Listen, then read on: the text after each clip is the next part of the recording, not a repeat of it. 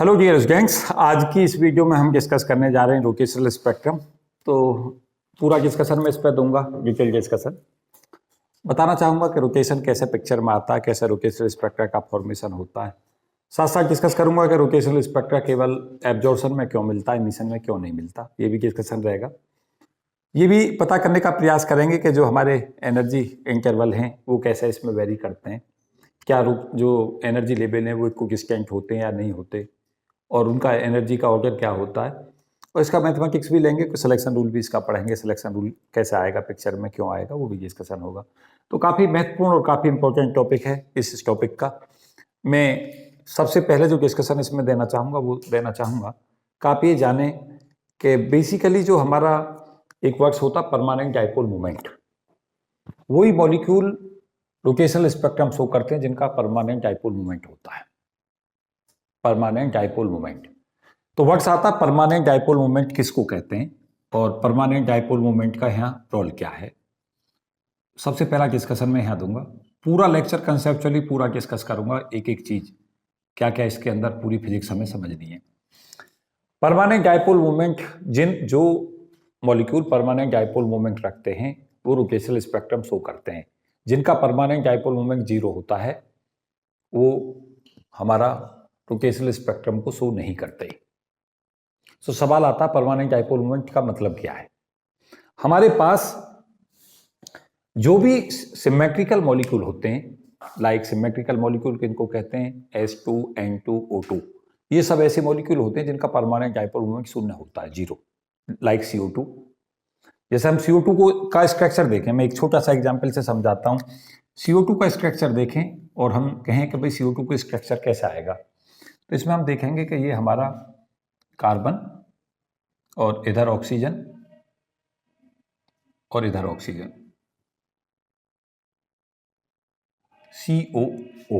CO2। Carbon कितनी valency दिखाता है, 4 वैलेंसी दिखाने का मतलब समझ रहे हो। ऑक्सीजन कितनी वैलेंसी दिखाता है, -2। तो आप देखेंगे यहां डाइपोल बन गया, +2 चार्ज और -2 चार्ज करके एक डाइपोल बना लेंगे, जिसके कारण डाइपोल मोमेंट इधर होगा। क्या होता है डाइपोल, अगर दो इक्वल और अपोजिट चार्ज एक सर्टेन सेपरेशन पर रख दिए जाए तो इलेक्ट्रिक डाइपोल का फॉर्मेशन होता है। जब कार्बन हमारी 4 वैलेंसी शो कर रहा है, इसका मतलब 4 इलेक्ट्रॉन क्या चाहता है, या तो देना चाहेगा या लेना चाहेगा। यही तो, जब तो नेट कॉन्फ़िगरेशन उसको मिलेगा। अगर वहां से 4 इलेक्ट्रॉन निकाल लिए जाएं तो C++++ ये बन जाएगा। और ऑक्सीजन में क्या है, ऑक्सीजन 2 इलेक्ट्रॉन लेना चाहता है। तो मुझसे पूछोगे क्यों, ऑक्सीजन का कितना होता है एटॉमिक नंबर, 8 होता है। 2 और 6 कैसे लेके चलोगे, क्यों जी, 2 और 6 हो गए ना, तो 6 का मतलब 2 इलेक्ट्रॉनों की कमी है, वही तो कवर हो रहे हैं यहाँ। तो एक तो डाइपोल बन गया ये, तो डाइपोल मोमेंट इधर नेगेटिव से पॉजिटिव की तरफ जाएगा, एक इधर से बन गया, ये दोनों कैंसिल आउट हो गए, इक्वल और अपोजिट डाइपोल मोमेंट है। तो P हमारा नेट P कितना बन गया, 0। ये मॉलिक्यूल रोटेशनल स्पेक्ट्रम को शो नहीं करेगा। मैं बहुत ही इस लेक्चर की सबसे इंपॉर्टेंट लाइन बोलने वाला हूं, उसको सुनो। क्या है वो बहुत इंपॉर्टेंट लाइन, कि कोई भी रेडिएशन तब एब्जॉर्ब होता है जब एनर्जी लेवल में कोई अंतर होता हो। जैसे सपोज किया मॉलिक्यूल यहां था, इनकेस इस स्टेट में था मान लो, अब तुम क्या चाहते हो कि ये मॉलिक्यूल इस स्टेट से इस स्टेट में चला जाए। वो तब जाएगा जब मॉलिक्यूल की एनर्जी में परिवर्तन हो। अब मॉलिक्यूल की एनर्जी परिवर्तन किस पर निर्भर करता है, एक बहुत ही उम्दा रिजल्ट है, U बराबर -P.E। पोटेंशियल एनर्जी जब भी हमारा डाइपोल होता है, डाइपोल मोमेंट होता है मॉलिक्यूल का, तो P होता है डाइपोल मोमेंट, और E इलेक्ट्रिक फील्ड है। वो कहां से आएगा, इलेक्ट्रिक फील्ड आता है जो फोटोन आके टकराएगा, उसका इलेक्ट्रिक फील्ड। इस P और E के इंटरेक्शन से एनर्जी में परिवर्तन होगा। जब एनर्जी बदलेगी तो इसके में परिवर्तन संभव हो पाएगा। सपोज किया आप फोटोन डाल रहे हो तो जो इलेक्ट्रिक फील्ड है उसका वो चेंज हो रहा है। सबको पता होगा कि ड्युअलिटी होती है। ड्युअलिटी कंसेप्ट क्या है? ड्युअलिटी कंसेप्ट क्या है? अगर फोटोनिक कह रहे हैं तो फोटोन के पास एनर्जी h न्यू है, एन फोटोन है तो एनर्जी NH न्यू है। और अगर EM वेव कंसेप्ट से चलते हैं कि लाइट हमारी क्या है? इलेक्ट्रोमैग्नेटिक रेडिएशन है, तो वहां पे हम कहते हैं कि एक इलेक्ट्रिक फील्ड कंपोनेंट होता है, एक बी होता है, और उनके दोनों के परपेंडिकुलर पॉइंटिंग वेक्टर होता है और प्रोपगेशन वेक्टर होता है। ऐसे लेके चलते हो आप, ये E, ये B और ये पॉइंटिंग वेक्टर या प्रोपगेशन वेक्टर। ये कंपोनेंट इससे बहुत साउंड होता है क्योंकि बी वीक होता है, इसलिए इलेक्ट्रोमैग्नेटिक वेव के साथ जो स्ट्रॉन्ग कंपोनेंट है वो इलेक्ट्रिक फील्ड कंपोनेंट है। तुम कहोगे सर कैसे पता है? E बराबर CV होता है अगर फ्री स्पेस में जाए हम। E बराबर CV से हमें क्या पता चल रहा है? B छोटा है, E बहुत बड़ा है। तो इसका जो इलेक्ट्रिक फील्ड कंपोनेंट है वो किसका? जो फोटोन तुमने डाला उसका इलेक्ट्रिक कंपोनेंट। और डायपोल मोमेंट किसका? मॉलिक्यूल का। कौन से मॉलिक्यूल का? जिस पे तुम डाल रहे हो। अगर ये इंटरैक्ट करते हैं और एनर्जी में बदलाव लाते हैं, स्पेक्ट्रम तभी बनता है। अगर किसी सिस्टम की एनर्जी में बदलाव नहीं हो सकता, एनर्जी बदलाव का क्या मतलब है? अगर मॉलिक्यूल इन स्टेटों से इन स्टेटों में कहीं नहीं जा सकता तो रेडिएशन को एब्जॉर्ब नहीं कर सकता। समझो बात। जैसे ही P 0 हुआ डायपोल मोमेंट, तो U 0 हो गया। अब आप E इलेक्ट्रिक फील्ड को कितना ही अप्लाई कर लो, एनर्जी में बदलाव होगा ही नहीं। इसलिए जो परमानेंट डायपोल मोमेंट नहीं रखते, जिनका P 0 होता है, जैसे इस मॉलिक्यूल कोई बात करो, इस पर तुमने रेडिएशन डाल दिया, P इसका 0 हो गया है, अब तुम E डालते रहो कितना ही, जब ये 0 हो गया तो U 0 ही रहेगा। इसका मतलब एनर्जी, पोटेंशियल एनर्जी बदल नहीं रही, इसका मतलब एनर्जी में बदलाव संभव नहीं है, इसका मतलब एब्जॉर्प्शन संभव नहीं है। क्योंकि अगर सिस्टम एनर्जी को तभी पकड़ पाता जब उससे उसके सिस्टम की खुद की एनर्जी में परिवर्तन हो सकता हो। अगर नहीं हो सकता है तो एब्जॉर्ब भी नहीं करता रेडिएशन को, तो एब्जॉर्प्शन स्पेक्ट्रम कैसे बनेगा? बात नहीं समझ पाए। इसलिए P का फाइनाइट होना, यही तो कह रहा हूं, जो मॉलिक्यूल परमानेंट डायपोल मोमेंट रखते हैं वो ही केवल और केवल रोटेशनल स्पेक्ट्रम शो करते हैं। पहली बात क्लियर हुई या नहीं हुई? पहले मुझे ये बताओ। अब आगे की बात शुरू होगी जो इससे भी ज्यादा इंपॉर्टेंट है कि रोटेशनल स्पेक्ट्रम बनता कैसे है, रोटेशन कहां से आता है मॉलिक्यूल में, और उनमें क्यों आता है जो परमानेंट डायपोल मोमेंट रखते हैं। एक बेहतरीन सवाल का जवाब मैं दे रहा हूं, और उसे एक बार में नहीं, अगर तुम 3 बार में भी समझोगे तो मैं 3 बार समझाऊंगा। हम इलेक्ट्रोमैग्नेटिक फील्ड की बात करें तो इलेक्ट्रोमैग्नेटिक फील्ड ऐसे चलता है। अगर EM वेव का प्रोपगेशन तुम समझते हो तो साइनसॉइडल वेव होती है, इस फॉर्म में आती है। ये किसी इंस्टेंट पे होगा। अगर आप यहां से देख रहे हो, इधर से देख रहे हो, तो ये पहले पॉजिटिव गया है इलेक्ट्रिक फील्ड, फिर मैक्सिमम पहुंचा, फिर घटा, फिर नेगेटिव में गया, फिर नेगेटिव से ऊपर आना शुरू हुआ, एंड सो ऑन चलेगा। अब ध्यान दो, सपोज किया हमने कोई केस उठा लिया, सबसे आसान उठा लेते हैं, चलो HCl का। HCl हमें पता है आयोनिक है। आयोनिक कैसे है? ये हाइड्रोजन एक इलेक्ट्रॉन को देना चाहेगा, क्लोरीन लेना चाहेगा, इसको कहते हैं आयोनिक बॉन्डिंग। तो आयोनिक बॉन्डिंग में क्या होगा, हम इसे इस फॉर्म में दिखा सकते हैं, ये H+, ये Cl-, जो कि दिख रहा होगा तुम्हें। अब ध्यान दो, जब ये रोटेशन कैसा आया पिक्चर में, जैसे ये EM वेव ऐसे गई ऊपर की तरफ, तो इसके ऊपर जो पॉजिटिव चार्ज था उस पर फोर्स उसी दिशा में लगेगा, पॉजिटिव। फोर्स का फॉर्मूला क्या है बच्चों? फोर्स का फॉर्मूला है QE। अगर हम इसके चार्ज को Q मान लें और इलेक्ट्रिक फील्ड इसका ई लग रहा है और ई साइनसोइडल लग रहा है, तो फोर्स भी इस पे साइनसोइडल है। क्यू तो फिक्स है, क्यू इसका चार्ज है, ये वाला जो इस पे चार्ज है, और ई इलेक्ट्रिक फील्ड है जो साइनसोइडल घूम रहा है, तो ये चार्ज भी साइनसोइडल घूमने का प्रयास करेगा। इस पे इधर की तरफ फोर्स लगेगा, इस पे नीचे की तरफ लगेगा। तुम कहोगे क्यों? क्योंकि एक जगह क्यू पॉजिटिव लोगे, एक जगह नेगेटिव लोगे। एक पे तो साइनसोइडल फोर्स ऐसे लगा और दूसरे पे उसी समय पे साइनसोइडल फोर्स ऐसा लगा। रोटेशन शुरू। अब जैसे ही इसमें ऐसे रोटेशन हुआ, साइकिल उल्टी हो गई। साइकिल उल्टी होते ही क्या हुआ, जो ऐसे चल रहा था साइकिल रिवर्ट होते ही ऐसे चल पड़ा, फिर अगली साइकिल आ गई, उसने फिर घुमा दिया, तो रोटेशन शुरू हो गई। अब भी नहीं समझे बात। हमारा एक मॉलिक्यूल ये हमारा ऐसे बना कि एक हाइड्रोजन और क्लोरीन आयोनिक बॉन्ड ले लिया। देखो एक चीज ध्यान दो, अगर फोर्स की बात हम इस पर करें कि इस पर फोर्स कितना लगा, इस पर फोर्स कितना लगा, तो हमें यह पता चलेगा कि फोर्स की नेचर Q इंटू ई होती है। ई साइनसोइडल है, Q पॉजिटिव है, तो फोर्स भी साइनसोइडल लगेगा। साइनसोइडल फोर्स का मतलब क्या हुआ कि जैसे इलेक्ट्रिक वेक्टर चल रहा है, फोर्स भी उसी दिशा में चल रहा है, तो साइनसोइडल रोटेशन करना शुरू करेगा ये पॉजिटिव चार्ज का। नेगेटिव पे उल्टा चलेगा,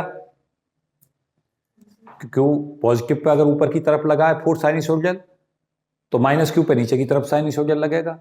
तो साइनसोइडल का मतलब क्या हुआ, ऐसे घूमेगा ये दूसरा जो नेगेटिव वाला वो ऐसा घूमेगा। लेकिन क्या ये पूरा घूमेगा? नहीं घूमेगा पूरा। क्यों? जो हमारा ई चल रहा था पॉजिटिव में जा रहा था, जैसे इसने ऐसे घूमा, उसके बाद तुरंत से साइकिल नेगेटिव हो गई, उसने उसे फिर से ऐसे घुमा दिया, फिर साइकिल फिर आगे आ गई, फिर ऐसा घूमा, अभी ऐसे ही घूमता रहेगा, ये रोटेशन शुरू हो गए। यहां से रोटेशन होता है, इसे हम रोटेशनल स्पेक्ट्रम इसलिए कह रहे हैं क्योंकि सबसे पहली जो मोशन शुरू होती है वो रोटेशनल होती है। कैसे आया रोटेशन? कि जैसे ही स्पेक्ट्रम एनालिसिस के लिए हमने मॉलिक्यूल चूज किया, और कैसा किया? ऐसा किया जिनका जो परमानेंट डाइपोल मोमेंट था, तो उन्होंने क्या किया कि परमानेंट डाइपोल मोमेंट वाले मॉलिक्यूल में हमने कोई ऑप्ट कर लिया, सपोज किया HF, HCl, HBr एक्सप्लेन करने के लिए। तो क्या हुआ कि इलेक्ट्रिक फील्ड साइनसोइडल है, इलेक्ट्रिक फील्ड साइनसोइडल है तो फोर्स भी साइनसोइडल होगा, और प्लस क्यू और माइनस क्यू पर जो फोर्स होगा वो अपोजिट दिशा में एक्ट करेगा। एक में अगर फोर्स ऊपर की तरफ लग रहा है तो दूसरे में नीचे की तरफ लग रहा है। इसका मतलब क्या हुआ, मॉलिक्यूल का पॉजिटिव चार्ज अगर साइनसोइडल ऊपर अपवर्ड मोशन कर रहा है तो माइनस क्यू वाला डाउनवर्ड्स करेगा, और साइकिल चेंज होगी।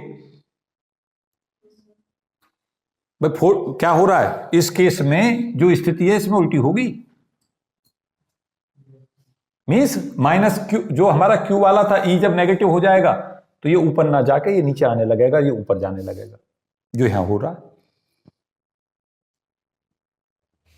देख रहे हो, इसका जस्ट रिवर्स है यहां, देखो नहीं हो रहा। तो अब का माइनस क्या हो रहा है, ये नीचे आ रहा था, आपका ऊपर जा रहा है नेगेटिव साइकिल में, तो इसका जस्ट रिवर्स यहां नहीं है। बिल्कुल हाँ नहीं भरोगे कब तक, जब तक रोटेशनल स्पेक्ट्रा ये ना समझ में आ जाए कि रोटेशन होता कैसे है। कहोगे सर एक बार फिर बताओ, मैं एक बार फिर बताऊंगा, फिर कहोगे सर एक बार और बताओ, तब भी बताऊंगा। कब तक? जब तक तुम्हारे दिमाग में रोटेशन की पिक्चर क्लियर ना हो जाए। मैं एक बार फिर से बोलता हूं, बिगर डायग्राम पे देखे तो डायग्राम पे देखो। फिजिक्स ये कहती है कि जो हमारा लाइट रेडिएशन इंपोज करते हैं उसका इलेक्ट्रिक फील्ड कंपोनेंट होता है, और जो मॉलिक्यूल है उस पर चार्ज होता है। सपोज कि हमने आयोनिक बॉन्ड का कोई कंपाउंड उठा लिया, KCl, KBr, KF, उसमें क्या होगा, एक पॉजिटिव मतलब एक पर पॉजिटिव चार्ज, दूसरे पर नेगेटिव होगा। क्यों? एक इलेक्ट्रॉन लेना चाहता है, जो लेना चाहता है वो क्या होगा, नेगेटिवली चार्ज की तरह बिहेव करेगा और वो पॉजिटिव की तरह बिहेव करेगा। तो क्या होगा, फोर्स जो लगेगा वो पॉजिटिव और नेगेटिव पे अपोजिट लगेगा एक ही स्ट्रेंथ पे। F बराबर क्यू ई में क्यू तो सदा साइनिसोइडल है ही नहीं, क्यू तो एक फिक्स वैल्यू है, ई साइनिसोइडल है तो फोर्स भी साइनिसोइडल लगेगा, और पॉजिटिव और नेगेटिव पे उल्टे लगेंगे। प्लस क्यू अगर ऊपर की तरफ जा रहा है तो माइनस क्यू उसी समय पे नीचे की तरफ जाएगा। ये तो पॉजिटिव साइकिल में हुआ। अब नेगेटिव साइकिल घूम गई, अब कहानी उल्टी हो गई। अब पॉजिटिव ऊपर को ना जाकर नीचे आने लगा और माइनस वाला ऊपर जाने लगा, तो ये रोटेशन शुरू हो गई इस तरीका से। और ये कब तक चलते रहेंगे, जब तक रोटेशन डालते रहोगे। इसको हम रोटेशनल स्पेक्ट्रम कहते हैं। तो दो चीज पे मेरा डिस्कशन था अभी तक जो मैं बोल रहा था, इस डायग्राम पे, इसके ऊपर, और जिनका P0 है उसके ऊपर डिस्कशन दे रहा था, और इसको बता रहा था कि हम E की बात क्यों कर रहे हैं। जितनी भी ऑप्टिकल प्रॉपर्टी होती हैं वो सदा इलेक्ट्रिक फील्ड के कारण होती हैं। आता कॉम्पिटिटिव दुनिया में कि हम इलेक्ट्रिक फील्ड के कारण ही पोलराइजेशन लेते हैं, इलेक्ट्रिक फील्ड के कारण ही प्रॉपर्टी डिस्कस करते हैं। क्यों? इसलिए बताओगे कि ई बहुत कमजोर होता, ई बहुत मजबूत होता कंपैरेटिवली बी के। बी बहुत कमजोर होता है। बी बराबर ई बाई सी से खुद पता चल रहा है कि बी की स्ट्रेंथ कम है, ई की ज्यादा है। स्ट्रेंथ जिसकी है उसका असर ज्यादा होगा। यहां तक पहुंच पाए? यहां तक कोई क्वेश्चन किसी के माइंड में आया है तो मुझे बताए। यस, किसका? बेसिकली क्या होता है, जो तुम्हारे पास इलेक्ट्रोमैग्नेटिक फील्ड रेडिएशन है उसकी थ्योरीज है। थ्योरीज में क्या है कि जहां हमारे पास फिनोमिना आता है, जहां भी हम फिनोमिना एक्सप्लेन कर रहे होते हैं, उसमें ये देख रहे होते हैं कि किसकी हेल्प से कौन सा फिनोमिना एक्सप्लेन हो रहा है। अभी हमारे पास अगर मुझसे पूछा जाए कि क्या इस बात का तोड़ हमारे पास है कि वेव भी कहाँ शो कर रहा, कहाँ हमारे पास पार्टिकल नेचर आ रही है, तो अभी भी एग्जैक्ट आंसर नहीं पता है किस चीज का, कि हाँ ये बिहेवियर क्यों है। तो जिससे भी जो चीज एक्सप्लेन हो रही है उसको उस समय पे यूज कर लेते हैं हम। पता चला पार्टिकल नेचर ऑफ रेडिएशन से रमन इफेक्ट एक्सप्लेन हो रहा, हम उससे यूज करेंगे। यहां वेव नेचर से एक्सप्लेन हो रहा तो वेव नेचर लेंगे। वो एक अलग डिबेटेबल इशू होगा कि ये ही हम ऐसा क्यों ले रहे हैं, जिससे जो चीज एक्सप्लेन हो जाए। बढ़े आगे। इसको मैं रब कर रहा हूं और बताया मैंने कैसे रोटेशन शुरू होता है। अब देखते हैं रोटेशनल एनर्जी लेवल पिक्चर में कैसे आते हैं।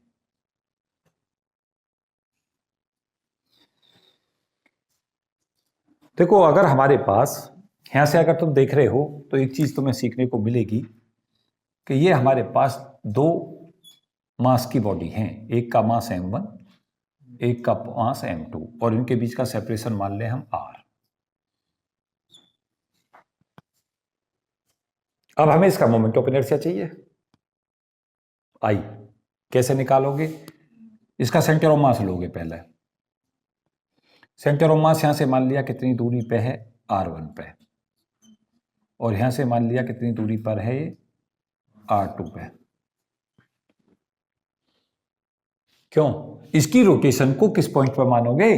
ये भी रोटेट कर रहा है, ये भी कर रहा, तो इसके सेंटर ऑफ मास पे मानोगे। पूरा मास यहां रखा है तो आई को दिखाओगे कि आई की वैल्यू म्यू आर स्क्वायर होती है यहाँ, और म्यू क्या है, m1 m2 upon m1 plus m2 is said to be reduce mass. ये रिड्यूस मास का फॉर्मूला है।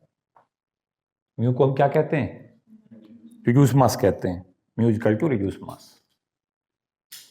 अभी आया कैसे? अगर यहां से इस पॉइंट के रेस्पेक्ट अगर हम आई निकालना चाहते हैं तो इसका तो m1 r1 स्क्वायर हो गया मोमेंट ऑफ इनर्शिया, और m2 वाले का m2 r2 स्क्वायर हो गया। तो आई की वैल्यू क्यों क्या लिखोगे, I equal to m1 r1 square plus m2 r2 square. यही तो लिखोगे, यही तो है मोमेंट ऑफ इनर्शिया की डेफिनेशन। और जब हम इसे सेंटर ऑफ मास मान रहे हैं तो इसको इस पे मोमेंट सेम होने चाहिए दोनों तरफ के। m1 r1 की वैल्यू m2 r2 के इक्वल हो। दूसरी कंडीशंस क्या लगाओगे, m1 r1 बराबर m2 इंटू r2, और तीसरी इक्वेशन तुम्हें पता चल रही होगी r1 प्लस r2 की वैल्यू r है, इक्वेशन 1, 2 और 3।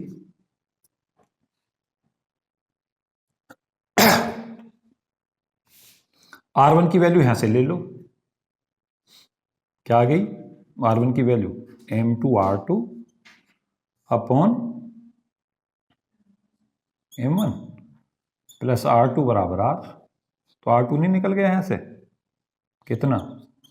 M1R upon M1 plus M2। और R2 के R1 कितना हो जाएगा similarly? M2R upon M1 plus M2। इन दोनों वैल्यूज को कहाँ उठा कर रख दो? इसमें रख दो।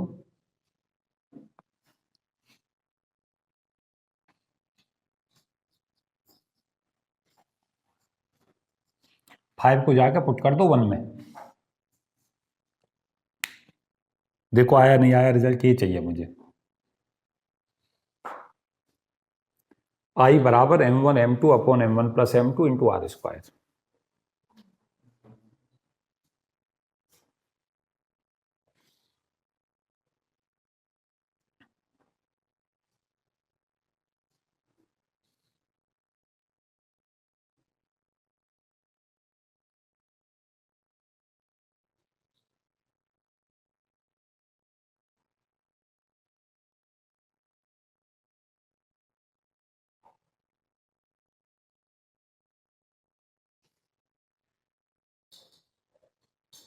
R1 R2 की वैल्यू कहाँ पुट कर दो? इक्वेशन 1 में।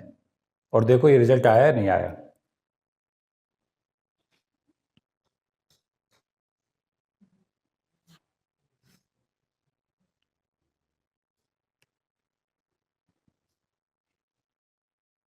I की value M1 M2 upon M1 plus M2 into r square आनी चाहिए।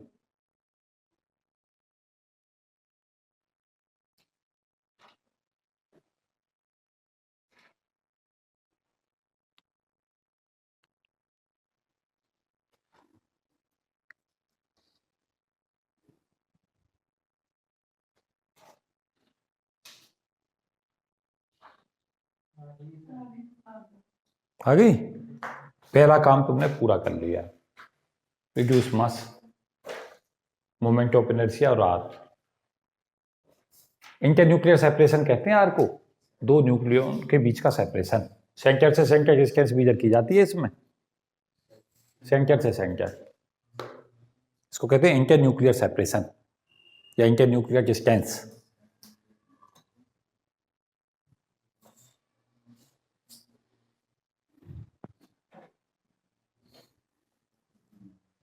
पहुंचे बच्चों यहां तक? आगे बढ़ो।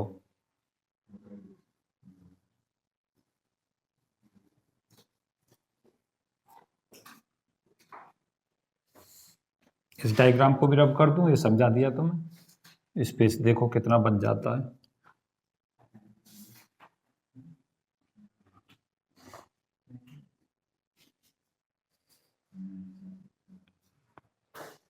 उसके बाद क्या है कि जो हमारी एनर्जी है, मोशन रोटेशन शुरू हो गई, तो एनर्जी जो होगी रोटेशन की, उसका फॉर्मूला होता है E equal to half I omega square. Kinetic energy of rotation half I omega square लेते हैं। पढ़ा नहीं formula? Half m v square होती है ट्रांसलेटरी एनर्जी। एम को आई से बदल देते हैं मोमेंट ऑफ इनर्शिया से, और वी को ओमेगा से बदल देते हैं रोटेशन में, क्योंकि रोटेशन शुरू हो गया है। और एक फॉर्मूला तुमने पढ़ा होगा, एल बराबर आई ओमेगा।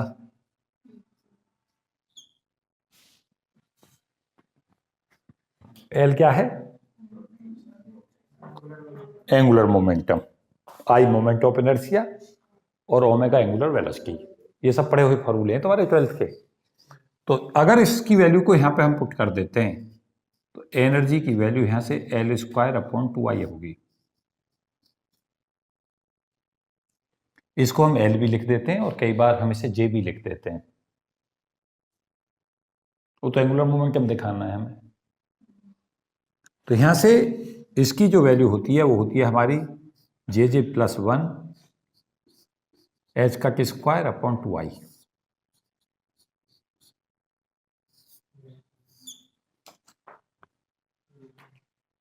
ये कहाँ से फॉर्मूला ले लिया मैंने, L square equal to J plus one into H का स्क्वायर, क्वांटम मैकेनिक्स का फॉर्मूला। ये हमारा रोटेशनल क्वांटम नंबर है, जे को क्या कहते हैं, रोटेशनल क्वांटम नंबर। क्यों पिक्चर में आ गई, क्योंकि रोटेशन मोशन हो रही है, तो एनर्जी रोटेशनल क्वांटम नंबर पर निर्भर करेगी। अब तुम्हें यहां से मुझे लेना इसलिए तो आसानी हो गई कि ये चीज पढ़ा चुका मैं बहुत बार।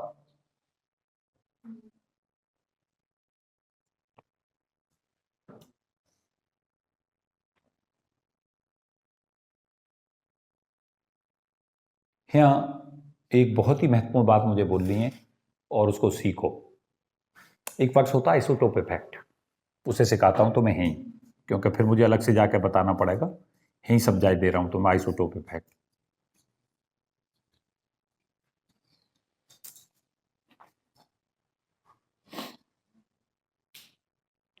हम आइसोटोप इफेक्ट में कहते क्या है उसको सुने। आइसोटोप इफेक्ट ये कहता है कि अगर हम दो आइसोटोप लें अलग अलग, तो उनका एनर्जी सेम नहीं होगा।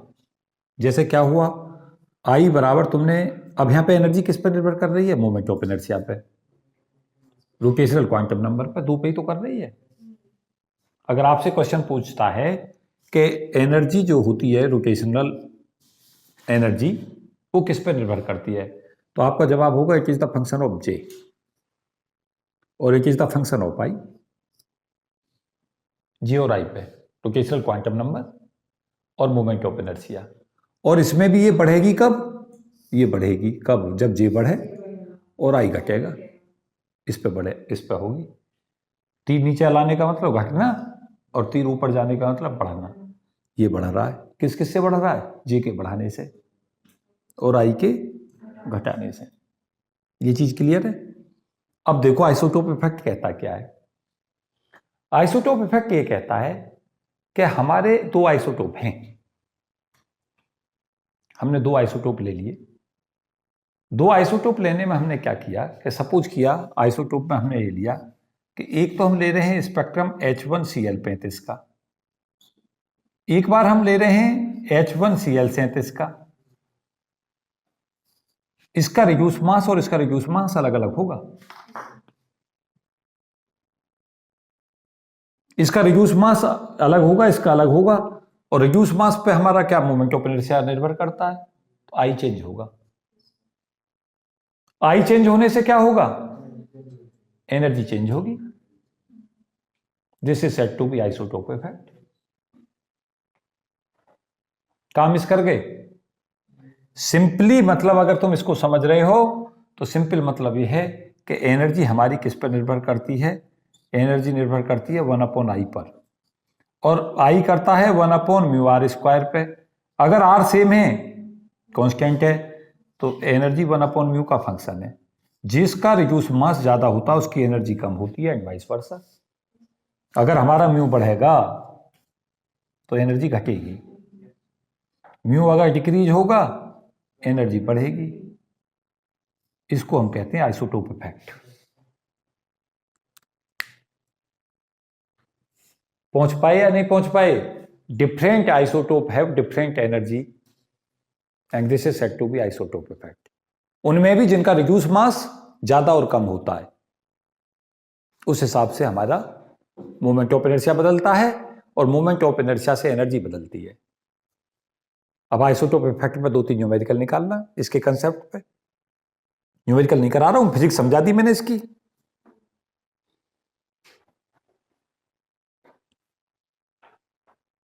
इसको सब नोट किया करो, एक एक चीज बहुत इंपॉर्टेंट है। आइसोटोप इफेक्ट से क्वेश्चन आते हैं, रेगुलर पूछे जाते हैं आइसोटोप इफेक्ट पर प्रॉब्लम।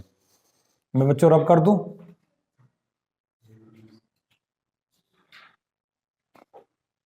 ये सब नोट कर लिया है, कुछ छोड़ना मत। बोर्ड पर कुछ ऐसी सब चीजें बहुत ही महत्वपूर्ण लिखी हुई हैं। आइसोटोप इफेक्ट लिखा हुआ है, एनर्जी के रूल लगे हुए हैं, एनर्जी के दो फॉर्मूले, इसकी फिजिक्स, और ये एग्जाम्पल के तौर पे एक्सप्लेनेशन, ये सभी हमें पता होनी चाहिए।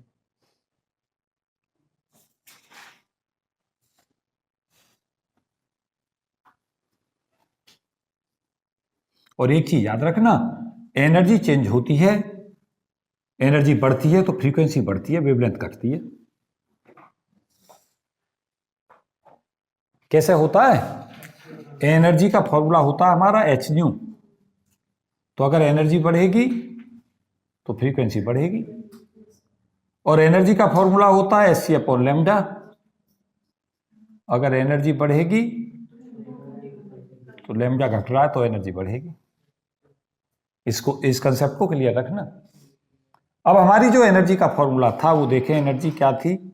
एनर्जी का फॉर्मूला था J plus one h cut square upon 2y। एक वर्ड्स होता है हमारा वेव नंबर। वेव नंबर में क्या होता है? एनर्जी को एससी से डिवाइड करते हैं। तो मैं सिखाता हूं वेव नंबर हम कैसे निकालते हैं। जैसे हमारे पास एनर्जी का फॉर्मूला आया E, तो E की वैल्यू एच न्यू हो गई। देखो, न्यू को बच्चे लिख दो h c upon lambda. Frequency और वेवलेंथ में रिलेशन होता है। तो E अपॉन एच सी जो होता है इक्वल टू 1 अपॉन लैम्डा, इसको म्यू के ऊपर बार लगा देते हैं। इसको हम कहते हैं वेव नंबर। अगर ये मीटर में ले रहे हो तो ये मीटर इनवर्स में मेजर होगी। अगर इसे सेंटीमीटर में ले रहे हो लैम्डा को, तो ये सेंटीमीटर इनवर्स में होगी। इसको हम वेव नंबर कहते हैं। अब यहां हमारी एनर्जी है, इसे वेव नंबर में बदलना है हमें एनर्जी को। तो यहां पे क्या कर दो, ई जे को एच सी से डिवाइड कर दो। जे क्यों लगा रहे हो? क्योंकि रोटेशनल क्वांटम नंबर पर निर्भर कर रही है एनर्जी। तो यहां से इसको हम बोलते हैं F J, E J upon h C को। ये वैल्यू कितनी आ गई बच्चों? जे प्लस वन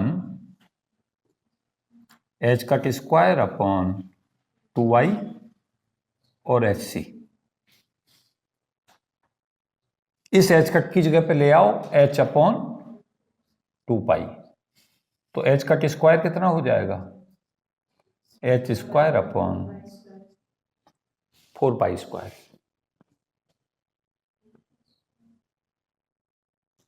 क्या पे पुट कर दो, तो एफ जे हमारा आ जाएगा यहां से J plus one h square upon 8 pi square I C. क्या कुछ रह गया?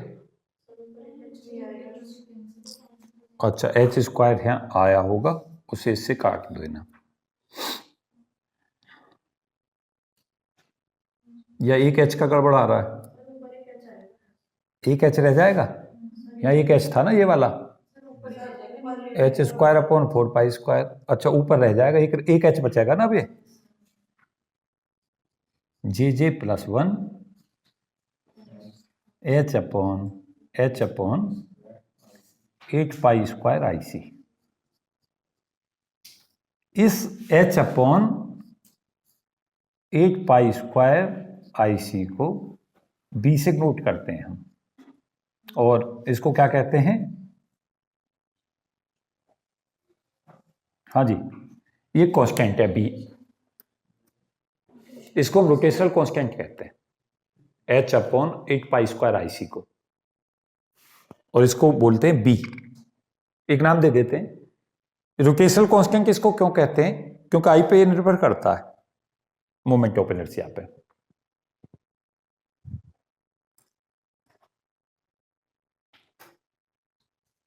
तो एफ जे का फॉर्मूला हमें जो यहां से ऑब्टेन हो गया वो आ गया F J equal to B J plus one,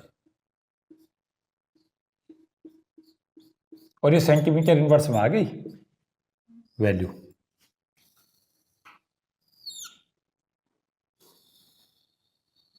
अब यहां एफ जे प्लस वन भी निकाल लो। F J plus one is equal to B J plus one और जे प्लस टू। ये भी सेंटीमीटर इनवर्स में ना पेगा।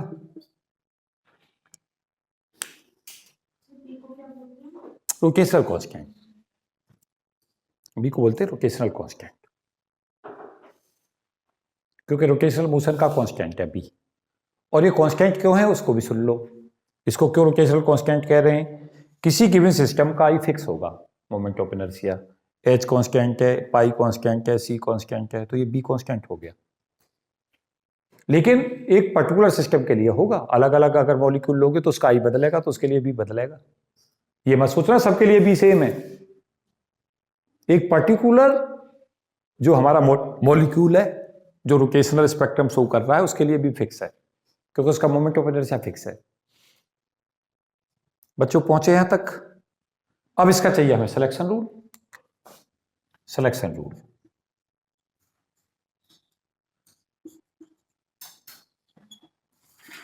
सिलेक्शन रूल इसका होता है डेल जे इक्वल टू +-1।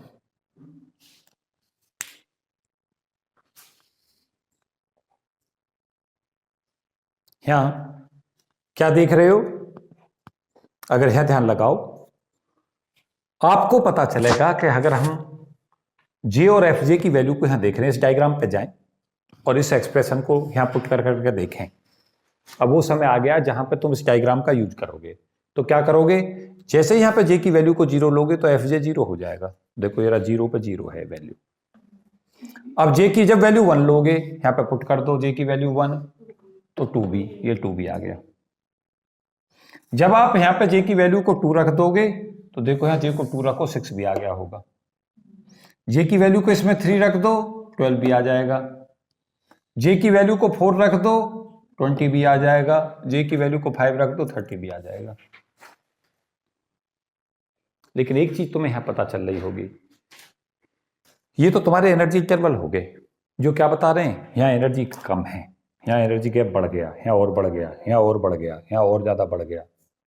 अब तुम देख रहे होगे यहां गैप में अगर ध्यान दे रहे हो तो यहां गैप था 2b का, यहां गैप देख रहे हो 4b का, अगर यहां गैप देख रहे हो 6b का, इन दोनों के बीच गैप 8b का, इन दोनों के बीच 10b का।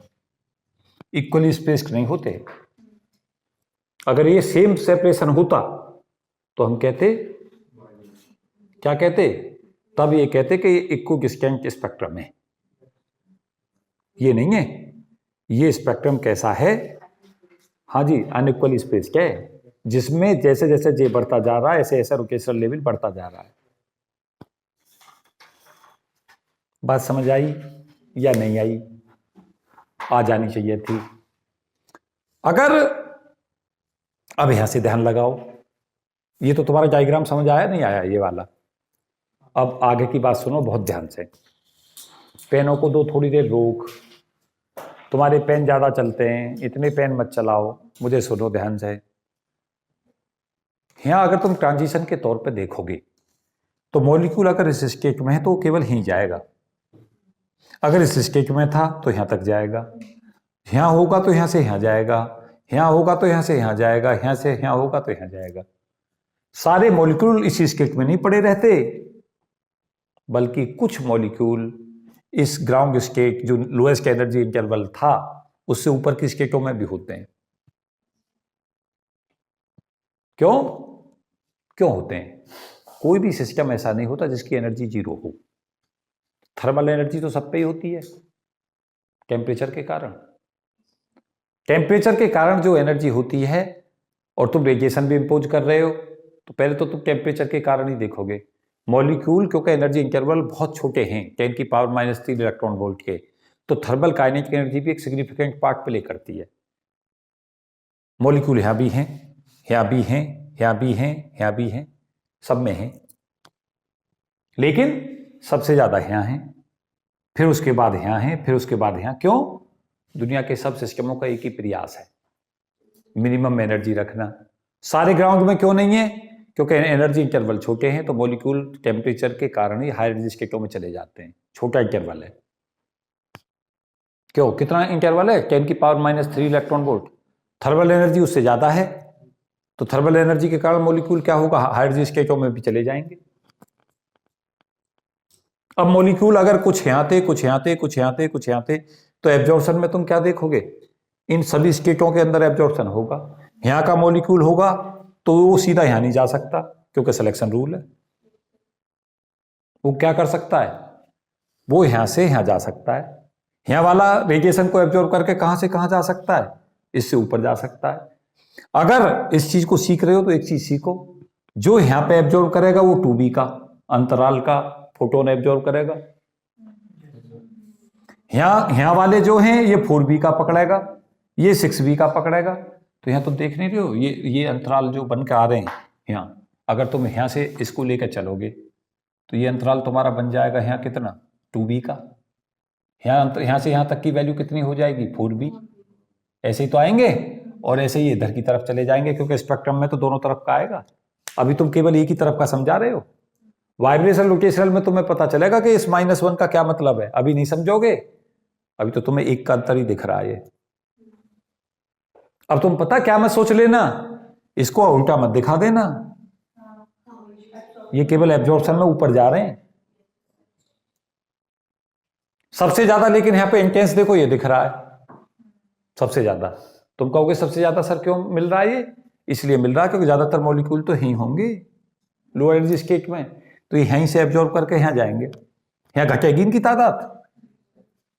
अगर तुम ऊपर की एनर्जी स्टेट में बढ़ाना चाहते हो तो टेम्परेचर को बढ़ा दो, नीचे फिर भी ज्यादा ही रहेंगे, लेकिन ऊपर की स्टेटों में बढ़ने लगेंगे थर्मल एनर्जी के कारण। नहीं, वो भी मैं बताऊंगा क्यों नहीं आते, बताऊंगा। ये एमिशन नहीं होता, एब्जॉर्प्शन ही होता है। वजह क्या होती है, वजह ये होती है, ध्यान दो मेरी बात, थोड़ी देर बहुत ध्यान से सुनो। अब मैं पता क्या समझाना चाह रहा हूं, इमिशन में क्यों नहीं होता, एब्जॉर्प्शन में ही मिलता है। ये इंटरवल बहुत छोटा सा है और इसमें एनर्जी इंटरवल 10⁻³ इलेक्ट्रॉन वोल्ट का है। अब ये एनर्जी में मॉलिक्यूल हायर में चला गया, लेकिन ये बहुत ज्यादा इस लेवल के मुकाबले इसकी अनस्टेबिलिटी थोड़ी कम तो है, पर बहुत ज्यादा कम नहीं है, क्योंकि अंतर बहुत छोटा सा है। मीन्स अगर थोड़ा सा परिवर्तन हो जाए और मॉलिक्यूल उसे बियर कर रहा है तो फिर वापस नहीं आता, वो ही रुका रहता है।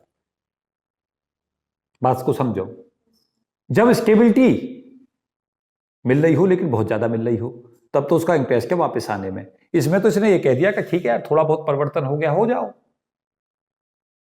उसको बियर कर लेता है, वापस आने का प्रयास नहीं करता। क्यों, छोटे से बदलाव अगर होते हैं तो उन्हें मॉलिक्यूल बियर करते हैं, और यही केस है ये वापस नहीं आ रहा। क्यों, क्योंकि ये जो एनर्जी इंटरवल है बहुत छोटा सा है, माइनर सा। तो ठीक है, थोड़ी सी स्टेबिलिटी अगर हमारी घट भी गई तो सिस्टम ने बियर कर लिया।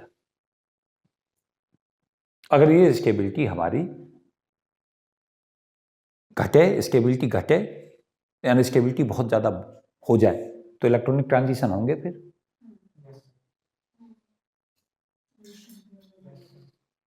बात नहीं समझे, छोटे मोटे अंतरालों का मतलब मॉलिक्यूल भी ये कहता है कि छोटे मोटे चेंजों पे सिस्टम ये कर लेता है कि it's okay, no problem. Problem तो जब होती है जब गैप वाइगर हो जाता है, तब परेशान होने लगता है, तब इलेक्ट्रॉनिक ट्रांजिशन होते हैं। इलेक्ट्रॉनिक ट्रांजिशन में गैप बहुत वाइगर होने लगते हैं, उसे सिस्टम बियर करने को तैयार नहीं होता, तब इलेक्ट्रॉनिक ट्रांजिशन होते हैं, तब इमिशन भी स्पेक्ट्रम मिलता है। और ये एनर्जी इंटरवल ऐसे हैं कि ये बदलाव तो देते हैं लेकिन बहुत बड़ा बदलाव नहीं देते, कम, बहुत छोटे अंतराल। वहां पे तुम देख रहे होगे, तुम्हें खुद पता चलना चाहिए 10⁻³ इलेक्ट्रॉन वोल्ट, और कहां 10 इलेक्ट्रॉन वोल्ट। तो वहां पे जो, अगर इसको इलेक्ट्रॉनिक से कंपैरिजन करके देखोगे तो वहां पे 10⁴ टाइम्स स्टेबिलिटी कम हुई है, अगर इसको 1 माने तो 10⁴ का फैक्टर तो बहुत बड़ी चीज होती है। कम समझे बात। इसलिए ये क्या करता है कि जब ये परिवर्तन हो जाते हैं तो मॉलिक्यूल वापस नहीं आने का प्रयास करता, कहता है इट्स ओके, और यहां से यहां ऐसे जा सकता है ट्रांजिशन। यहां पे कैसे समझ रहे हो, सबसे ज्यादा तो ग्राउंड स्टेट से एब्जॉर्प्शन होगा, तो यहां पे पीक ही मिलेगा। पीक ये कब मिलता है, ध्यान दो, ये पीक जब मिलता है जब यहां से एनर्जी इंटरवल एब्जॉर्ब करके यहां पहुंच सके, तभी ये एब्जॉर्प्शन ज्यादा करेगा, इसलिए यहां इंटेंसिटी एकदम से बढ़ जाएगी। अब तुम्हारी उससे फ्रीक्वेंसी थोड़ी चेंज हुई, तो अब तुमने देखा इंटेंसिटी घट गई एकदम से, और यहां तो बिल्कुल ही नहीं हो रहा। फिर क्या होगा, फिर तुम्हारा अंतराल क्या बनेगा, यहां से यहां का अंतराल तुम्हें मिल जाए 4b का, तो फिर एकदम से एब्जॉर्प्शन शुरू हो जाएगा।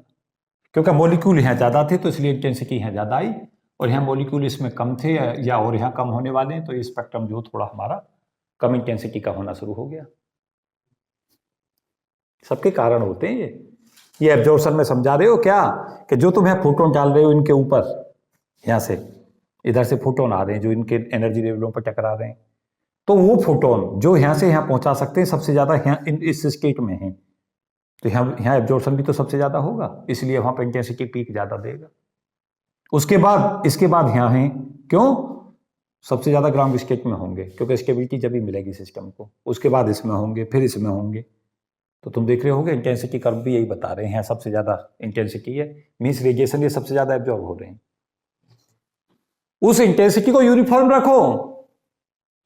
इंटेंसिटी यूनिफॉर्म का मतलब है तुम हर जो भी फोटोन की फ्रीक्वेंसी को चेंज कर रहे हो, हर बार सेम ही नंबर फोटोन डाल रहे हो,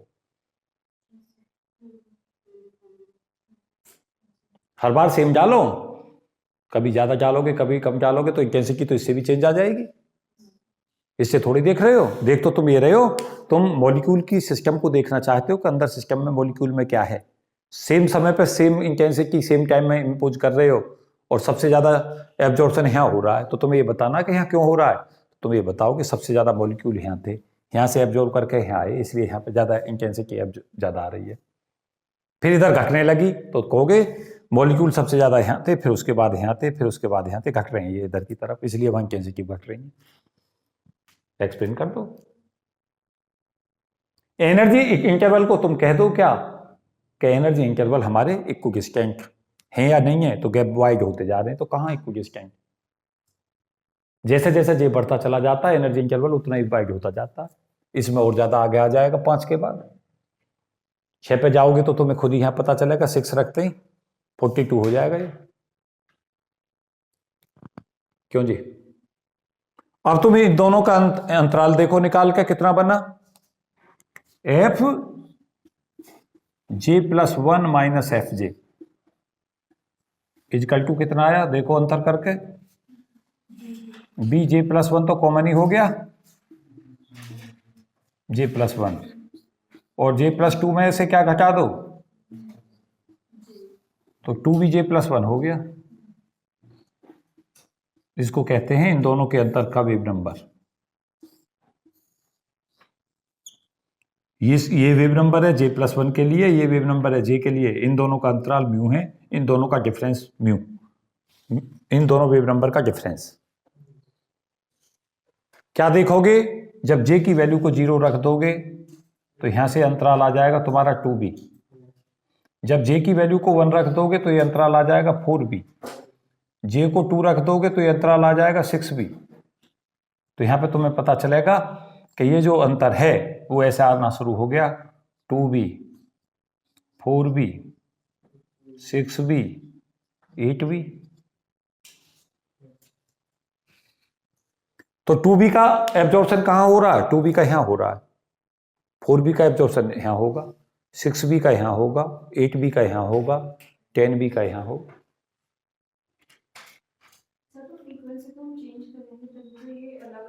बिल्कुल, फ्रीक्वेंसी तो अलग अलग डालते ही हैं, अगर फ्रीक्वेंसी एक का डाल दोगे तो ये कैसे एब्जॉर्प्शन होगा, मिलेगा ही नहीं।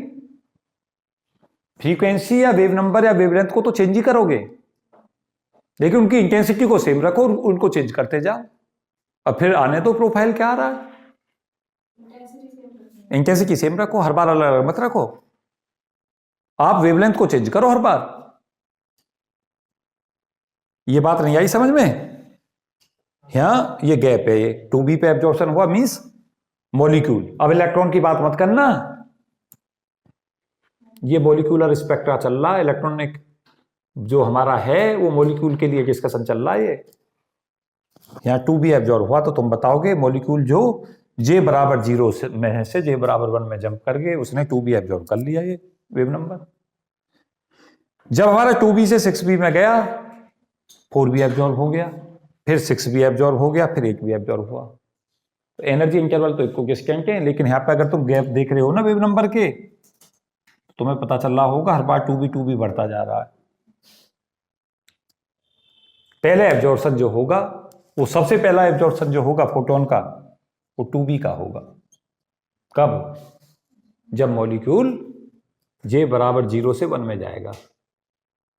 फिर जाके अगला एब्जॉर्प्शन 2b से लेके और 4b तक तुम चेंज करते जाना। वेव नंबर नहीं होगा एकदम से 4b पे, फिर से एकदम ज्यादा एब्जॉर्ब हो जाएगा, फिर 6b पे हो जाएगा, फिर 8b पे। तो यहाँ पे यही तो समझाओगे कि हाँ, जो ये फिजिक्स तुम डेवलप कर रहे हो वो एक्सप्लेन कर रही है चीजों को। बात समझ में आई नहीं आई? यही समझाना है तुम्हें, ये इस कर्व को समझाना था, इसके डायग्राम को समझाना था। एक कंसेप्ट इसमें और बच रहा है, जो थोड़ा सा मैं उसे थोड़ा सा आइडिया उसका देता हूं। क्या देखा जाता है? देखा यह जाता है कि जो ये एब्जॉर्प्शन है, जो ये आइडियल केस है, this is ideal case. Physics ideal से कहती है कि आइडियल कुछ होता नहीं। सिस्टम आइडियल से क्या करते हैं? ऑलवेज डेविएट करते हैं। तो एक डायग्राम मुझे दो जरा, बुक 1 मिनट में बना दूं। एक कंसेप्ट बच रहा है, बस उसे और डिस्कस कर रहा हूं, फिर तुम्हारा ये इसकी पूरी फिजिक्स जनरेट हो चुकी होगी। मैं यही बना दूंगा, तुम थोड़ा एक डायग्राम अलग से बना लो। मैं इसे रब कर रहा हूं इधर वाले को, स्पेस बनाने को, ये चीजें।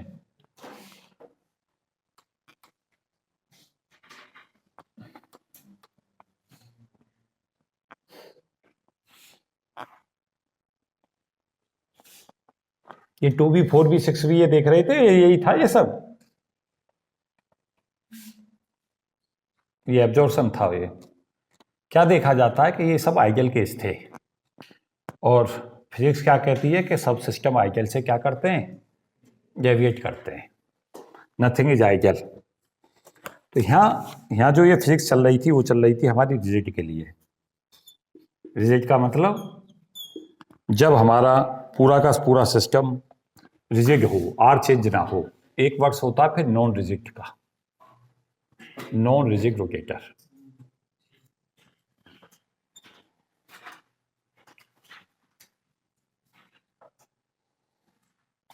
इसका जो एफ जे होता है वो हमारा रहता है B J J plus 1 minus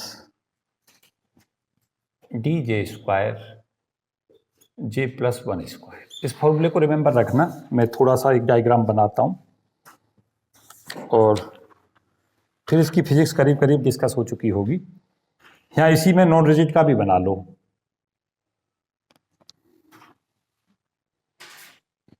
ये 0, ये 2b, ये 6b, ये 12b, 20b और ये 30b। बच्चे सोच रहे होंगे सर ने तो यहाँ के इधर ले लिए, ये एफ जे मैंने इधर ले लिए, इसे रब कर रहा हूँ क्योंकि यहाँ मुझे डायग्राम में यही कवर करना है।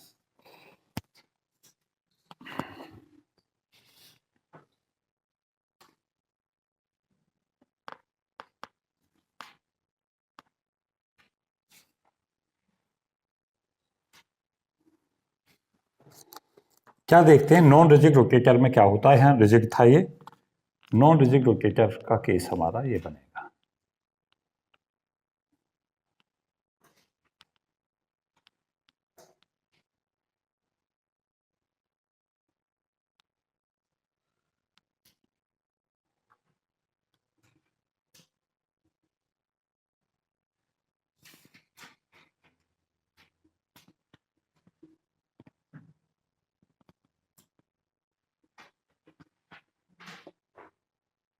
ये यहाँ पे ब्रैकेट यहाँ लिख देना, आ गया नॉन रिजिड रोटेटर।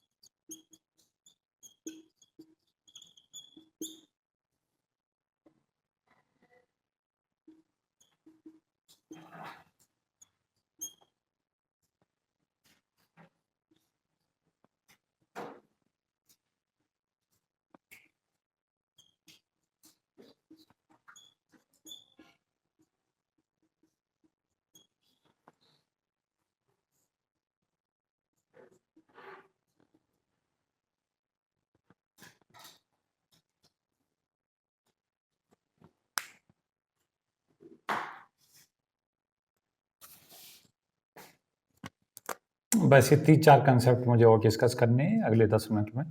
कितना समय हो गया है इस वीडियो में? चलो ठीक है, 1 घंटे का टारगेट था मेरा इसे खत्म करने का, करीब करीब खत्म की तरफ ही है टॉपिक। ये सब कुछ बना चुके हो तो मैं थोड़ा समझा दूं इसे।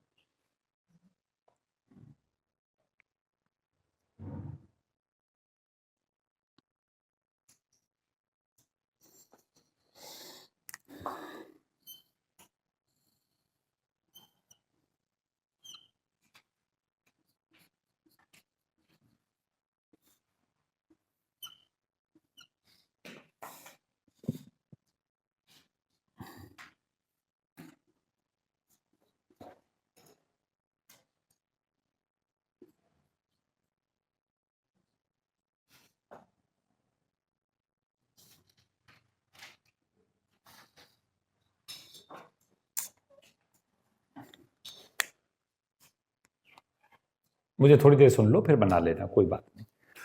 ये हमारा जो नॉन रेडियल रोटेटर होता है उसमें हम क्या मान के चलते हैं, ये मान के चलते हैं कि जो हमारा मॉलिक्यूल जिस समय पे रोटेशन करता है तो इंटर न्यूक्लियर सेपरेशन बिल्कुल चेंज नहीं होते।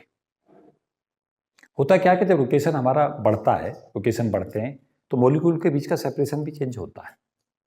उससे हमारा आई बदलता है और आई बदलने से हमारा जो एनर्जी लेवल है वो बदलता है। तो डिस्टॉर्शन शुरू हो जाते हैं जब हम ज़्यादा रोटेशनल एनर्जी लेवल पर होते हैं। तो उसको कंसीडर करते हुए क्या कहा जाता है कि जो हमारी एनर्जी थी, जो एनर्जी के करस्पॉन्डिंग हम वेव नंबर निकाल रहे थे, क्योंकि जैसे हम वेव नंबर निकालेंगे तो एक चीज़ तो तुम्हें पता चल जाना चाहिए कि वेव नंबर में अगर हम SC से मल्टीप्लाई कर दें, प्लांक कांस्टेंट और C वेलोसिटी ऑफ लाइट से, तो हमें एनर्जी मिलेगी। ये तो चीज़ याद रखो सदा। तो हमने वेव नंबर ले लिया, वेव नंबर भी एक एनर्जी है क्योंकि वेव नंबर निकाल के उससे SC से मल्टीप्लाई करके हमें एनर्जी मिलेगी। तो Fj की वैल्यू BJJ+1 ब्रैकेट में -DJ²J+1², ये हमारा कहलाता है डिस्टॉर्शन। डिस्टॉर्शन शुरू हो जाता है कब? जब मॉलिक्यूल रोटेट करता है। जब हम इसको डिस्टॉर्शन को लेकर चलते हैं, अगर परफेक्ट रिजिड माने, परफेक्ट रिजिड उसको कहते हैं जिसमें आर बदले ही ना, क्या वो रोटेशन करे कुछ भी करे, अगर आइडियल केस ये है कि जो इंटरन्यूक्लियर सेपरेशन है वो बदलती ना हो। लेकिन जब मॉलिक्यूल रोटेट करेगा तो संभावना है कि उसमें आर बदले, तो डिस्टॉर्शन शुरू हो जाएगा। फिर वो नॉन रिजिड ना होकर क्या होगा, जो हमारा रिजिड है वो नॉन रिजिड में बदल जाएगा। मीन्स ये हमारा ऐसा था जहां पे आर फिक्स था, या आर बदल रहा है, तो यहाँ पे जो एनर्जी है उसमें बदलाव हो जाएगा। एनर्जी बदलाव मीन्स वेव नंबर में। तो Fj BJJ+1 तो तब था जब रिजिड था, इसके कारण जो होगी एनर्जी कम होगी -D×J²J+1²। ये रिसर्च का वर्क है। डी है डिस्टॉर्शन कांस्टेंट है, बी रोटेशनल कांस्टेंट है। तो डिस्टॉर्शन तो होता है लेकिन ये बी सदा इस पे भारी पड़ता है, इसलिए यहां लिखा गया है कि बी बहुत बड़ा होता है डी के मुकाबले। जैसे हम आइडियल गैस पढ़ते थे तो रिजिड रोटेटर आइडियल गैस है, तो ये हमारी वैन डर वाल गैस है। इक्विवेलेंट समझ रहे हो? तो यहां हमारी टर्म्स जो है वो आई इस फॉर्म में DJ²J+1²। अब हम वेव नंबर चाहते हैं कि कौन सा एब्जॉर्ब होगा, ये तो एनर्जी के लिए आया। अगर हमसे कहा जाए इसकी एनर्जी निकालो, इस एनर्जी लेवल की, तो अब आप SC से मल्टीप्लाई करो, एनर्जी मिल जाएगी J की। और यहाँ पे म्यू क्या है, दो जो वेव नंबर हैं या दो एनर्जी इंटरवल हैं उनके वेव नंबर का डिफरेंस है जो एब्जॉर्ब होगा। तो यहाँ Fj+1 तो यहाँ से निकाल लें, कैसे निकलेगा? J पता है, J+1 और कर दो, क्या आ जाएगा? BJ+1 J+2 -DJ+1²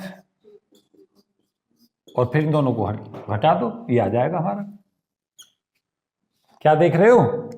जैसे जैसे हमारा J बढ़ेगा ये टर्म ज्यादा इफेक्टिव होती जाएगी, तो एनर्जी इंटरवल जो होगा वेव नंबर का वो नीचे की तरफ को शिफ्ट होता चला जाएगा। ये देख रही हो, नीचे की तरफ को हो गया। लेकिन क्या हो रहा है, जो हमारे एनर्जी इंटरवल थे उसके पास ही है, बहुत दूर नहीं है। यहाँ पे कम दिखाओ, यहाँ पे थोड़ा सा और दिखाओ, फिर थोड़ा सा और नीचे को दिखाओ, इससे थोड़ा और नीचे, ये नीचे ऊपर की तरफ को जाते जाते क्या होता जाएगा, शिफ्टिंग नीचे की तरफ आएगी। ये आ रही ना J+1 की पावर क्यूब, ये टर्म ज्यादा इफेक्टिव हो जाएगी।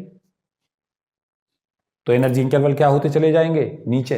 ये कब है? Non rigid rotator. Non rigid rotator कहाँ, जहां आर बदले।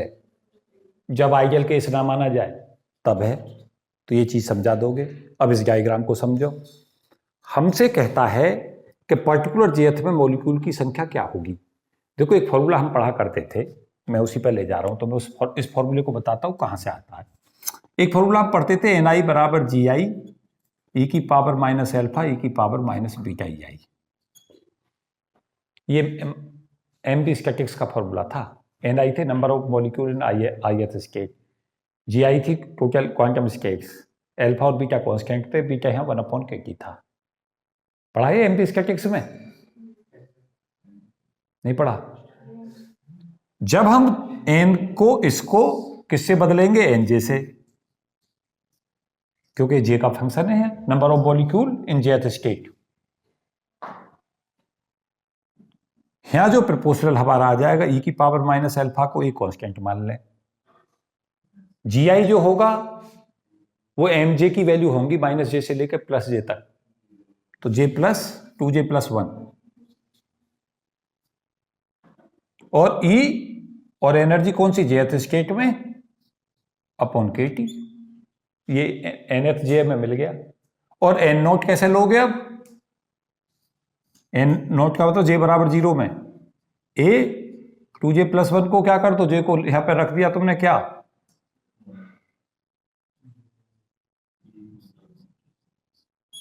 इन दोनों को डिवाइड कर लो, ये रिजल्ट आ गया। देखो ये कट नहीं जाएंगे आपस में,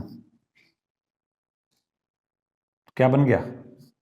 N J upon N naught equal to 2j + 1 e की power minus E J minus E naught upon kT। देखो ये तो रिजल्ट है। ये तुम कहोगे सर इससे क्या बताना चाहते हो? ये बताना चाह रहा हूं कि अगर हमारा रूम टेम्परेचर हम रखें 300 केल्विन, तो सारे जो मॉलिक्यूल है वो ग्राउंड स्टेट में नहीं है। ये देख रहे हो सब स्टेट भरी हुई है, ये रिंग खाली कहां? इसलिए स्पेक्ट्रम में क्या होगा, यहां भी मॉलिक्यूल है, यहां भी है, यहां भी है, यहां भी है। लेकिन अगर तुम देख रहे हो ना इसके अंदर, तो कहीं इस पर्टिकुलर जे पे जाकर सबसे ज्यादा भर रही है ये स्टेट।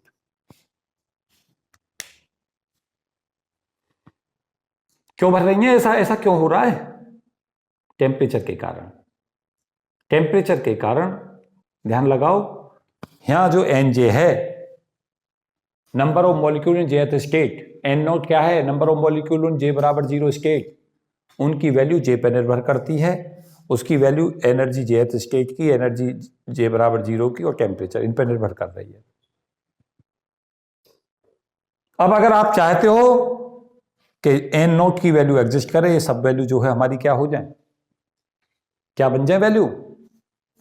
अगर तुम एन जे की वैल्यू को सपोज किया चाहते हो 0 हो जाए, अगर एन जे बराबर 0 सारा 0 हो जाए, तो उसके लिए तुम्हें ईजे की वैल्यू को इन्फिनिटी करना पड़ेगा, तभी तो ये 0 होगा जाके ई की पावर माइनस इन्फिनिटी। या टेम्परेचर को 0 केल्विन करना पड़ेगा। ना तो आप एनर्जी को इन्फिनिटी कर सकते हो, ना टेम्परेचर को 0 केल्विन कर सकते हो। इसका मतलब क्या हुआ, एनजे को आप 0 नहीं कर सकते। और एनजे क्या है? नंबर ऑफ मॉलिक्यूल इन जेथ स्टेट। और जे कुछ भी हो सकता है, इसका मतलब मॉलिक्यूल सब स्टेटों में है, वो अलग बात है।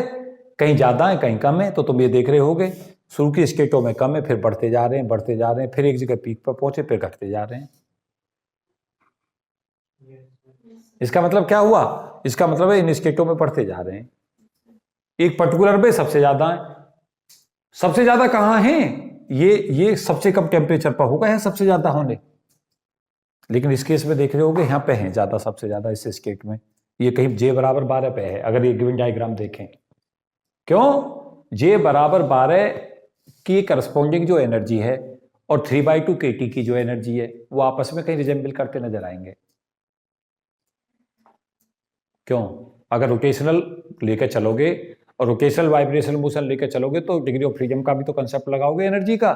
और अगर वो एनर्जी किससे प्रोवाइड हो गई? थर्मल से। तो मॉलिक्यूल ग्राउंड स्टेट में क्यों मिलेंगे? थर्मल के कारण ऊपर की स्टेटों में चले जाएंगे। तो यहाँ पे तुम देख रहे होगे यहाँ पे कुछ ज्यादा भर रहे हैं। तो ये फॉर्मूला तुम्हारे लिए इंपॉर्टेंट है। उसके बाद HF मॉलिक्यूल के लिए ये बता रखा है कि HF के लिए कौन सा? Hydrogen fluoride. इस मॉलिक्यूल के लिए जो 2b की वैल्यू ऑब्जर्व की गई थी एक्सपेरिमेंटिकली वो 40.5 सेंटीमीटर इनवर्स थी, और 2b की वैल्यू होती है h/8 पाई स्क्वायर IC। आई की जगह म्यू आर स्क्वायर रख दें और म्यू रिड्यूस मास हमें पता चल जाएगा आराम से। तो आर की वैल्यू यहाँ से 0.937 एंगस्ट्रॉम आती है। इसमें मैंने 5 चीजें समझाएंगे तुम्हें। ये फॉर्मूला, इसका डेरिवेशन समझाया है यहाँ। ये तुम्हें रोटेशनल कंसेप्ट समझाया है, रोटेशनल के साथ साथ डिस्टॉर्शन कैसा शुरू होता है जब जे की वैल्यू बढ़ती है। यहाँ बताया है कि जो तुम्हारे लेवल हैं वो इक्वली जो तुम्हारे पास में थे, जो इसके साथ थे, वो बिल्कुल ऐसे के ऐसे नहीं आते, बल्कि धीरे धीरे नीचे की तरफ आने लगते हैं। वे ज्यादा जे पे जाकर रोटेशन मोशन ज्यादा इफेक्टिव होने लगती है। और मॉलिक्यूल क्या करता है, नॉन रिजिड रोटेटर हो जाता है। पूरा का पूरा रिजिड नहीं होता, और नॉन रिजिड उसको कहते हैं जिसमें आर बदल जाए, इंटरन्यूक्लियर सेपरेशन चेंज हो। ये यहाँ समझा रहा था, ये फॉर्मूला डेरिवेशन दे रहा था, इस पे एक न्यूमेरिकल बता रहा था और इस डायग्राम को एक्सप्लेन कर रहा था। ध्यान दो, अगर यहाँ सारा का सारा केवल ही मिल जाता, राग है मिलता ही ना, तो स्पेक्ट्रम में केवल और केवल एक ही लाइन में रह जाती है अगर सारे मॉलिक्यूल यहाँ होते ये वाली, और बाकी सब एब्सेंट हो जाती। जबकि ऐसा होता नहीं, जिससे क्या पता चलता है कि मॉलिक्यूल हर समय सब स्टेटों में होते हैं, कहीं ज्यादा कहीं कम, होते सब जगह। और कौन पहुंचाता है सब? T को 0 केल्विन कर दो। अब तुम कहोगे सर टेम्परेचर को हम कम करते जाएं, ये कर्व किधर को शिफ्ट होता रहेगा, इधर की तरफ को शिफ्ट होगा, ये पीक कर्व। अगर टेम्परेचर घटाओगे, तुम कहोगे सर क्यों? क्योंकि मॉलिक्यूल कम लोअर एनर्जी स्टेटों में ज्यादा होंगे जब टेम्परेचर कम होगा। टेम्परेचर बढ़ाओगे तो ये कर्व इधर की तरफ को शिफ्ट करेगा, पीक वाला। क्यों करेगा? ज्यादा टेम्परेचर से मॉलिक्यूल ज्यादा हायर एनर्जी के रोटेशनल क्वांटम नंबर में मिलेंगे, कम टेम्परेचर से कम। और T बराबर 0 केल्विन अगर हो जाए तो सारे यहां आ जाएंगे, और 0 केल्विन कभी होना नहीं तो सारे ग्राउंड स्टेट में कभी आने ही नहीं। अब भी नहीं समझे बात? स्पेक्ट्रम एनालिसिस समझा रहा था, किसका? ये था हमारा रोटेशनल स्पेक्ट्रम। तो फॉर्मूले तो सब इंपॉर्टेंट हैं ही, इसके न्यूमेरिकल जितने भी राजकुमार सर के रेफरेंस में है सारे कर डालो, इससे क्वेश्चन आते हैं। रोटेशनल स्पेक्ट्रम के जितने भी क्वेश्चंस हैं, मुझे उम्मीद है कि अगर आप 1-2 घंटे से पढ़ोगे तो ये आसानी से आपका तैयार हो जाएगा सदा के लिए। तो काफ़ी महत्वपूर्ण वीडियो थी और काफ़ी इंपॉर्टेंट चीज़ें मैं इसमें डिस्कस कर रहा था। तो इस वीडियो में इतना ही। Thank you and best wishes for all of you. जय हिंद।